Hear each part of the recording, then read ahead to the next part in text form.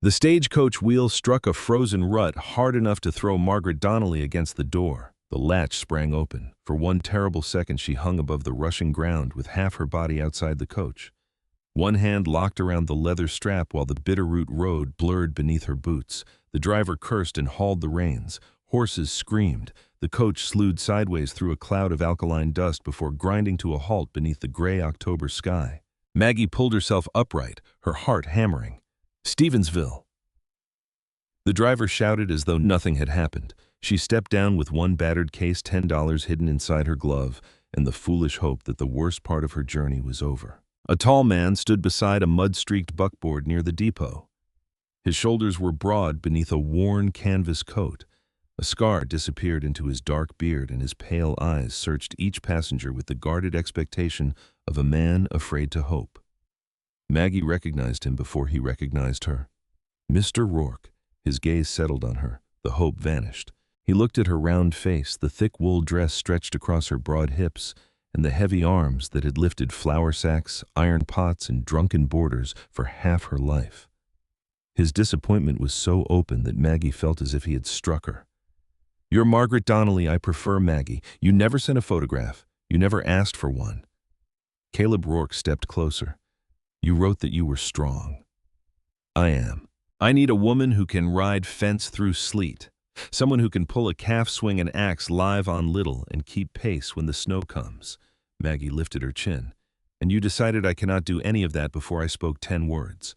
His jaw tightened. "Red Willow is failing. I cannot carry another burden." The word entered an old wound. She had heard burden in boarding house kitchens, church aisles, dress shops, and behind the hands of men who thought whispering made cruelty polite. "I have $10, she said. "If you intend to send me back, you will have to pay the fare."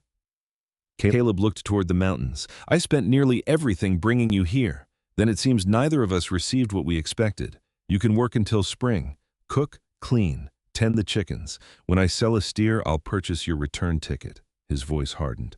"But there will be no marriage." Maggie's fingers closed around the handle of her case. "You paid for my journey, Mr. Rourke. You did not purchase the right to decide what I am worth." A woman standing near the freight office turned at the words. She was perhaps 40, with dark hair threaded by silver and a basket of clean linens against one hip.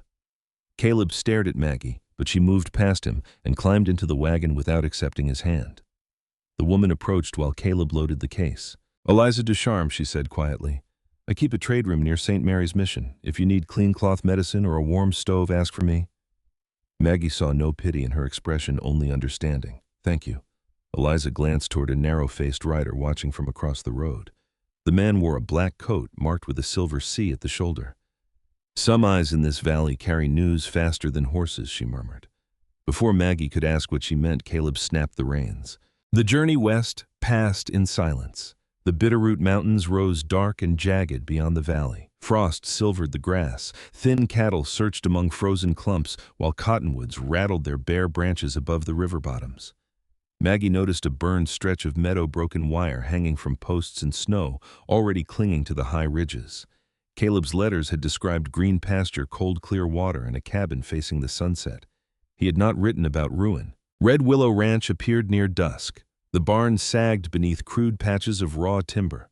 The hay shed stood nearly empty. 48 cattle crowded near a creek, their ribs visible beneath dull hides. The cabin was sturdy but lifeless. Inside, cold ash choked the hearth. Dust covered the table.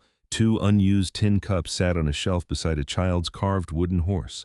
A small coat still hung near the door. Caleb followed Maggie's gaze. "My brother's boy," he said. "They're both dead." He spoke the words like stones dropped into a well. Then he turned away. "Pantry's there. I'm checking the herd." The pantry held weevil-ridden flour beans, dried apples, several wrinkled potatoes, coffee salt, and a strip of pork that was more rind than meat. Maggie stood alone in the silent cabin. She could have wept. Instead, she rolled up her sleeves. She hauled water from the pump, scrubbed the table, cleared the hearth, and opened shutters Caleb had kept closed. She sifted insects from the flour, rendered fat from the pork, and simmered beans until the cabin filled with warmth. Wild sage grew beside the porch. She chopped it into biscuit dough and set the iron pan near the coals. When Caleb returned after dark, freezing rain shone on his shoulders. He stopped in the doorway. Firelight moved across clean walls. His coat hung near the hearth. A plate waited at the table. He sat without speaking and broke open a biscuit. Steam rose between his fingers. After one bite, his eyes closed, only for a moment. He emptied the plate, then pushed it toward the pot. Maggie served him again. "Breakfast before first light," he said when he finished. It was not thanks, but the contempt had thinned. At dawn, hoofbeats sounded in the yard. A Bitterroot Salish horseman rode in leading a stray heifer. His name was Joseph Gray, and the cold seemed unable to touch him. "Found her beyond the north ridge," he said. Caleb examined the animal. Fence must have failed. Joseph handed him a length of wire. The ends were clean. Weather doesn't carry pliers. Caleb's mouth tightened. "I'll repair it." Joseph's gaze moved to Maggie, who was bracing a broken chicken post with her shoulder while tightening a freight knot. "Your new help knows how to set a line. She's temporary." Joseph looked at the warm chimney, the swept yard, and the steaming bucket in Maggie's hands. Temporary sense is still better than permanent foolishness. Over the following weeks, Maggie changed the rhythm of Red Willow. She stored potatoes in dry sand, gathered rose hips repaired. Caleb's coat recorded every cup of flour and carried firewood until her palms blistered. She learned the pastures, the creek crossings, and the places where cattle vanished behind the ridges. Caleb watched without praise. Then Silas Crowder arrived. He rode a polished black gelding flanked by the narrow-faced man from Stevensville and another hired rider. Crowder smiled at the starving herd. $400 by the last week of March, Rourke. Miss the payment, and Red Willow belongs to me." His gaze moved to Maggie. "Though judging by your new cook, you may be out of provisions before Christmas." Caleb stepped forward. "Speak about her again and you'll leave without teeth." Maggie felt no gratitude. The man defending her had once used the same cruelty. Crowder only laughed. "Enjoy the winter." After he left, Caleb stood beside the empty hay shed. "They'll die," he said. The fire took almost everything. Maggie walked toward the abandoned granary. Beneath a crust of black mold, she found corn and wheat that were damp, sour, and hardened, but not entirely spoiled. She remembered St. Louis breweries, steaming vats, and dairymen hauling away warm grain mash. "This part can be saved." Caleb stared at her. "That grain is ruined." "Some of it is, not all." Joseph crumbled a kernel between his fingers and smelled it. She may be right. Maggie explained the test. Discard the mold, boil the sound grain, mix it with bran and salt, then feed a small amount to 1 weak steer. Caleb looked from her to the cattle. Snow began falling through the broken roof. "We have 10 days before the upper grass disappears," he said. Maggie closed her hand around the grain. "Then we have 10 days to teach dead grain how to keep living cattle alive." Together they dragged the first iron cauldron toward the barn. On a distant ridge, the rider with Crowder's silver mark watched smoke rise above Red Willow, then turned his horse toward the south. Steam swallowed the barn until the rafters disappeared. Maggie stood over the iron cauldron with both hands wrapped around a wooden paddle, forcing it through a thickening mass of corn and wheat. Sweat ran beneath her collar despite the cold. Caleb fed split pine beneath the fire while Joseph repaired a broken feeding trough near the doors. Outside, 48 cattle waited in the snow. Inside, the future of Red Willow boiled in a blackened pot. "Enough water," Maggie said. "Any thinner and they'll fill their bellies without getting strength." Caleb lifted the bucket away. 3 weeks earlier he would have argued. Now he obeyed without hesitation. They had spent 2 days separating the grain. Anything black, furred with mold, or rotten through had been burned. The harder kernels beneath had been cracked with a feed blade, soaked and boiled with salt and the last of Maggie's sourdough starter. The result smelled sour, warm, and faintly sweet. Caleb stared into the cauldron. "You're certain this won't kill them, no?" His eyes snapped toward her. "I'm certain we've been careful," she said. "That is not the same thing." They tested the mash on Samson, the oldest red steer in the herd. He stood alone near the barn wall, his hips sharp beneath his hide. Maggie poured a small portion into a wooden trough. Samson sniffed it, drew back, then leaned forward again. His tongue touched the warm mash. He swallowed once, then began eating with slow, steady determination. Caleb crouched near the fence for most of the night, watching for signs of sickness. At dawn, Samson was still standing.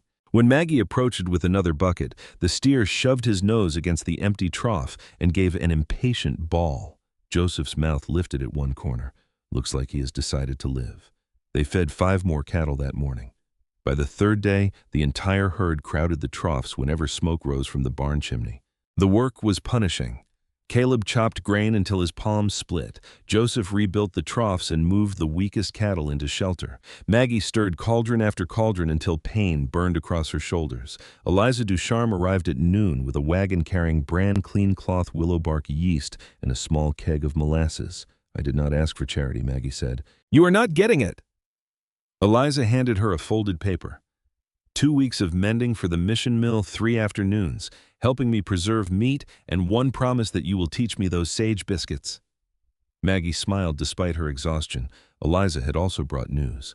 A livestock buyer named August Harland was expected to pass through Missoula before the northern roads became impassable. That evening, Maggie filled a jar with dried samples of the feed and wrote a letter describing the cattle, the grain, and the changes she had observed. Eliza promised to send it with a freighter leaving at first light. "You are planning for spring already," Caleb said. "I'm planning for the possibility that we reach it." Within a week, the cattle's eyes grew clearer, their movements strengthened. Samson began pushing younger steers away from the trough as if offended that anyone had doubted him. Caleb watched Maggie more than he watched the herd. He saw her give the warmest mash to a weak cow. He saw her hide her blistered palms beneath her apron. He saw her asleep over the supply ledger, one cheek resting against columns of flour, salt, and feed. One evening, he found her in the barn beside Samson. "You talk to him," Caleb said. "He listens better than most men." Samson chewed solemnly. Caleb leaned against a post. About the depot, Maggie continued rubbing the steer's forehead. "I was afraid," he said. "The ranch was failing. I saw you and thought that I would finish destroying it." His face tightened. "I was wrong. You were cruel." "I know. Fear explains cruelty. It does not excuse it." Caleb lowered his eyes. "No." It was the first apology he had offered without turning it into a defense. Before either could say more, Joseph entered carrying a leather strap marked with a silver C. He laid it across the feed barrel, found near the burned hayfield. Caleb examined it. "Crowder tack, there is more." Joseph showed them a sketch of a horseshoe. One side bore a triangular notch. "Same print near your north fence. Same print near the fire." "We take it to Sheriff Pike," Maggie said. Caleb shook his head. "Crowder owns half the sheriff's courage." "Then we keep the evidence," she replied. She wrapped the tack in cloth and recorded where Joseph had found it. 2 mornings later, the valley became unnaturally still. Joseph stood outside the barn studying a hard ring around the pale moon. Horses shifted restlessly in the corral. Birds flew low toward the timber. "Storm before sundown," he said. "A bad one." He left to move his family's horses into shelter. Caleb and Maggie spent the afternoon filling troughs, carrying firewood, and moving weak cattle closer to the barn. By dusk, the Bitterroot Mountains had vanished behind a wall of white. Wind struck red willow like a living thing. Snow forced itself through cracks around the shutters. The barn doors began slamming against their frame. "I have to secure them," Caleb said. Maggie looked through the window. "You cannot see 10 feet. If those doors tear loose, we lose the roof." He pulled on his coat. "Keep the fire high." 10 minutes passed. Then 20. Caleb did not return. Maggie tied a rope around her waist and secured the other end to the porch post. She wrapped a blanket over her head and stepped into the storm. The cold stole her breath. She followed the corral fence by touch until her hands struck the barn wall.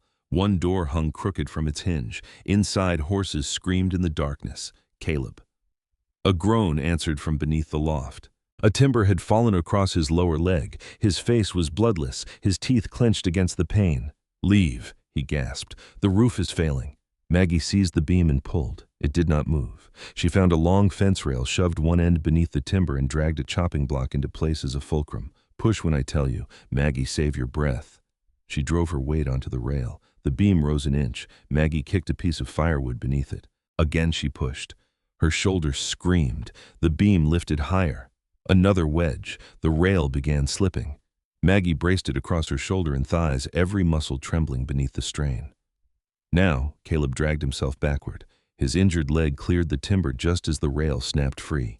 The beam crashed into the dirt. Maggie pulled Caleb's arm over her shoulders and forced him upright. The 50 yards to the cabin became a frozen wilderness. Snow reached above her knees. Twice Caleb collapsed and twice she hauled him back up. "Leave me," he said. She tightened her grip. Inside the cabin, she cut away his trouser leg. The bone had not broken through the skin, but the lower leg was badly twisted. She aligned it, while Caleb bit down on a strip of leather. She bound it between pieces of kindling, wrapped him in blankets, and gave him willow bark tea with a measured swallow of whiskey. By midnight, fever had begun. For 2 days, Maggie sat beside him. When Caleb woke clearly, his eyes found the torn skin across her palms and the bruise darkening her shoulder. "I thought you were helpless," he whispered. Something inside Maggie finally broke open. "Every part of me you called a burden is the reason you are still alive." Caleb closed his eyes. "I have no defense," he said. "I judged you before I knew you. I treated your ticket like a deed of ownership. I took your work while denying you respect." Maggie said nothing. "You owe me nothing," he continued. "Not marriage, not forgiveness. If you leave in spring, you will still receive half of whatever this ranch has left."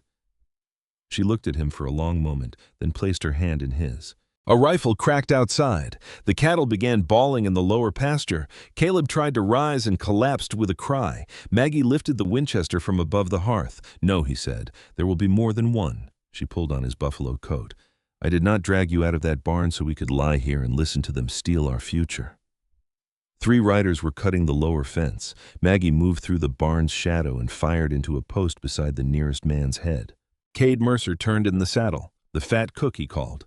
"Put down the rifle." He raised his revolver. Maggie fired again. The bullet shattered the saddle pommel beside his hand, knocking the weapon into the snow. "The next shot goes through you." A second rifle cracked from the ridge behind them. Joseph's voice carried through the darkness. "Ride." The rustlers fled. Cade left a branded glove and wire cutters in the snow. When Maggie returned to the cabin, she was shaking so hard she could barely lower the rifle. Caleb pulled her against him. "I heard the shots," he whispered. "I thought I had lost you." Maggie looked into his face and kissed him before fear could stop her. At dawn, Joseph placed the glove, the cutters, and Crowder's burned tack beside Maggie's ledger. The cattle were alive. Crowder's guilt was becoming visible, but Caleb pointed toward the calendar. $400, he said. Due in March. Maggie watched Samson shoulder his way toward the steaming trough. "Winter only kept them alive," she said. "Now we have to make their survival worth enough to save the land." Far beyond the snowy valley, a freighter carried her letter north toward Missoula. March sunlight broke the ice along Willow Creek, but it could not break the hold of the bank. 6 days remained before Red Willow belonged to Silas Crowder. Caleb stood at the cabin table with one hand on his carved cane and the other resting beside Maggie's ledger. His leg had healed enough to bear weight, though every step still tightened his face with pain. Outside, the cattle crowded around the feeding troughs, stronger than they had been in autumn. Their hides had regained some shine. Samson shoved a younger steer aside with the arrogance of an animal that had outlived every prediction made about him. Alive was not the same as saved. $400, Caleb said. Maggie closed the ledger. "Repeating it will not make it smaller. I've tried cursing it. That did not help either." She looked up, surprised by the humor in his voice. The winter had changed more than his leg. Caleb now rose before dawn to stir the grain mash when Maggie's injured back kept her in bed. His first biscuits had emerged hard enough to hammer nails. His second batch had been only slightly less dangerous. He asked before touching her.